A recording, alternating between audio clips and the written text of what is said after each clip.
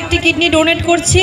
আমাদের ম্যাচিংয়ের সমস্ত রকম পরীক্ষা করা হয়ে গেছে, কিন্তু অপারেশন বাবদ আমার প্রায় 12.5 লাখ টাকা প্রয়োজন, যেটা আমি এখনো জোগাড় করে উঠতে পারি নাই। আমার পরিবারের আমি, আমার হাজবেন্ড, দুটো বাচ্চা, একমাত্র আর্নিং মেম্বার আমার হাজবেন্ড। তো তো আমি একটা কথা বলি, এখানে আমরা উপস্থিত অনেকেই আছি, তো সবার কাছ থেকে আমি নিজে কিছু কিছু সহযোগিতা চাইবো। আর ভিডিও তো অবশ্যই পোস্ট করব, সবাই যে যত খুশি পারো ভিডিও পোস্ট করবে, আর সামনে আসা ভিডিওগুলো শেয়ার করবে, আর সেখানে একটা স্ক্যানার দেবে। হ্যাঁ, একটা স্ক্যানার থাকবে সবার ভিডিওতে। আচ্ছা আচ্ছা, হ্যাঁ, তো দিদিভাইয়ের কাছে স্ক্যানারের ইয়েটা আছে, সবাই নিয়ে তারপরে ভিডিওটা পোস্ট করবে।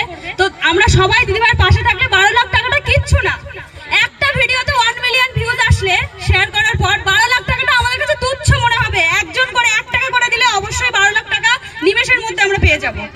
এটা আমরা দিদিভাইকে আশ্বাস দিচ্ছি যে আমরা সবাই মিলে 12 লাখ টাকা দিদিভাইকে তুলে দেব। তো এখন এখানে যারা যেটুকু পারো, যার কাছে যেটুকু সামর্থ্য, 1 টাকা হলেও প্লিজ সবাই দিদিভাইকে একটু সাহায্য করো, এটা আমার কাছ থেকে অনুরোধ। আমিও যেটুকু পারবো অবশ্যই দিদিভাইকে হেল্প করব। তো সবাই পাশে থাকবো দিদিভাইয়ের। তো এই যে দাদাভাই একটু সামনে আসুন, খুব ভালো লাগছে সত্যি, এটা একটা গর্ব। সত্যি হাততালি দাও, দাদাভাই ওনাকে 1000 টাকা দিচ্ছে, এটা সত্যি একটা ভীষণ গর্বের ব্যাপার। তো সবাই একটু হাততালি দাও। দিদিভাই কাঁদবে না, তোমাকে একটাই কথা, সত্য হতে হবে। যিনি দিলেন জেএস ফ্যামিলি থেকে রবিউল মল্লিক দাদা ভাই এসছেন বসবস থেকে। রবিউল দাদা এসছে 1000 টাকা দিয়েছে এসের থেকে।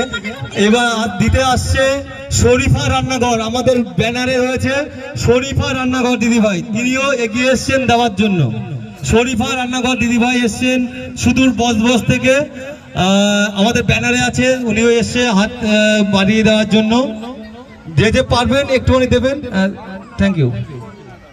হ্যালো, আমি কিছু কথা বলতে চাই। এই বোনটার পাশে তো অতি অবশ্যই আমাদের